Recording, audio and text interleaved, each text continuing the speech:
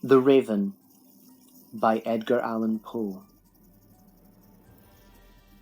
Once upon a midnight dreary, while I pondered, weak and weary, over many a quaint and curious volume of forgotten lore, while I nodded, nearly napping, suddenly there came a tapping, as of someone gently rapping at my chamber door. "'Tis some visitor," I muttered, tapping at my chamber door. Only this, and nothing more. Ah, distinctly I remember, it was in the bleak December, and each separate dying ember wrought its ghost upon the floor. Eagerly I wished the morrow, vainly I had sought to borrow from my books surcease of sorrow, sorrow for the lost Lenore, for the rare and radiant maiden whom the angels name Lenore, nameless here forevermore. And the silken, sad, uncertain rustling of each purple curtain thrilled me, filled me with fantastic terrors never felt before, so that now, to still the beating of my heart, I stood repeating, "'Tis some visitor entreating entrance at my chamber door, some late visitor entreating entrance at my chamber door. This it is, and nothing more." Presently my soul grew stronger, hesitating then no longer. "Sir," said I, "or madam, truly your forgiveness I implore. But the fact is I was napping, and so gently you came rapping, and so faintly you came tapping at my chamber door, that I scarce was sure I heard you. Here I opened wide the door. Darkness there, and nothing more." Deep into that darkness peering, long I stood there wondering, fearing, doubting, dreaming dreams no mortals ever dared to dream before. But the silence was unbroken, and the stillness gave no token, and the only word there spoken was the whispered word, "Lenore." This I whispered, and an echo murmured back the word, "Lenore." Merely this, and nothing more. Back into the chamber turning, all my soul within me burning, soon again I heard a tapping, somewhat louder than before. "Surely," said I, "surely that is something at my window lattice. Let me see then what thereat is, and this mystery explore. Let my heart be still a moment, and this mystery explore. 'Tis the wind, and nothing more." Open here I flung the shutter, when, with many a flirt and flutter, in there stepped a stately raven of the saintly days of yore. Not the least obeisance made he, not a minute stopped or stayed he, but with mine of lord or lady, perched above my chamber door, perched upon a bust of Pallas, just above my chamber door, perched and sat, and nothing more. Then this ebony bird beguiling my sad fancy into smiling, by the grave and stern decorum of the countenance it wore. "Though thy crest be shorn and shaven, thou," I said, "art sure no craven, ghastly grim and ancient raven, wandering from the nightly shore. Tell me what thy lordly name is on the night's Plutonian shore." Quoth the raven, "Nevermore."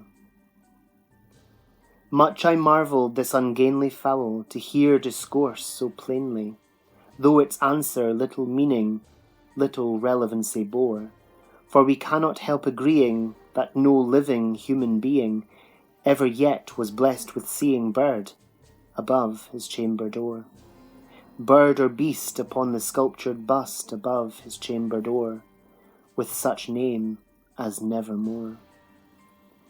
But the raven, sitting lonely on the placid bust, spoke only that one word, as if his soul in that one word he did outpour. Nothing further then he uttered, not a feather then he fluttered, till I scarcely more than muttered, Other friends have flown before.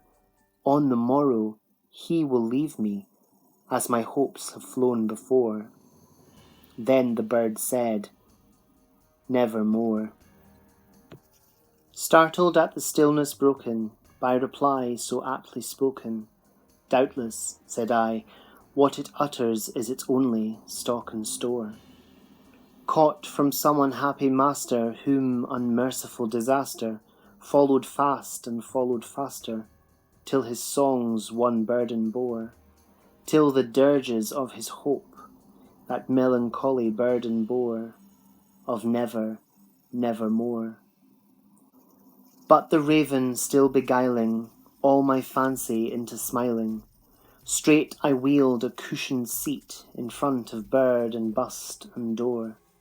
Then upon the velvet sinking, I betook myself to linking fancy unto fancy, thinking what this ominous bird of yore, what this grim, ungainly, ghastly, gaunt, and ominous bird of yore meant in croaking nevermore.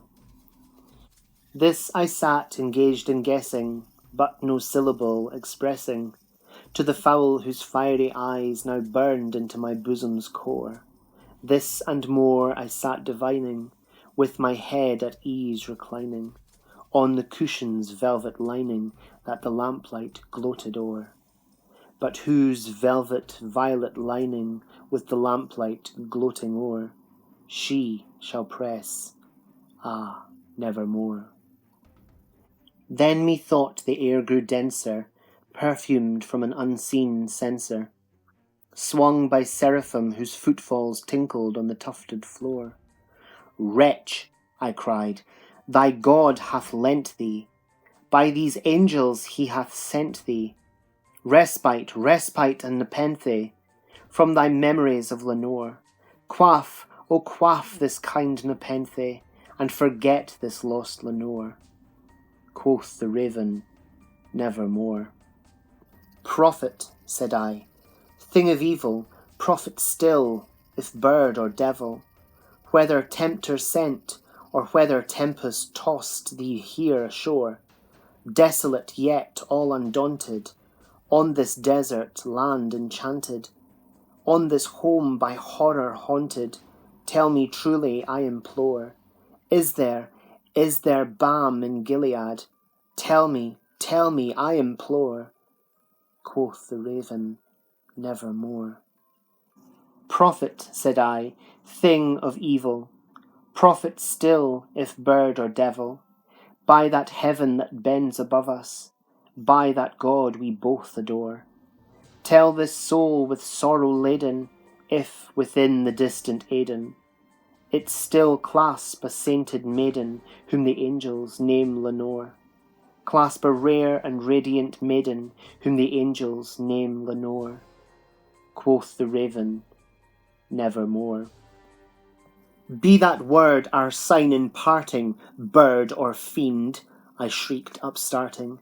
Get thee back into the tempest and the night's Plutonian shore. Leave no black plume as a token of that lie thy soul hath spoken. Leave my loneliness unbroken. Quit the bust above my door. Take thy beak from out my heart, and take thy form from off my door. Quoth the raven, nevermore. And the raven, never flitting, still is sitting on the pallid bust of Pallas just above my chamber door, and his eyes have all the seeming of a demon's that is dreaming, and the lamplight o'er him streaming throws his shadow on the floor, and my soul from out that shadow that lies floating on the floor shall be lifted nevermore.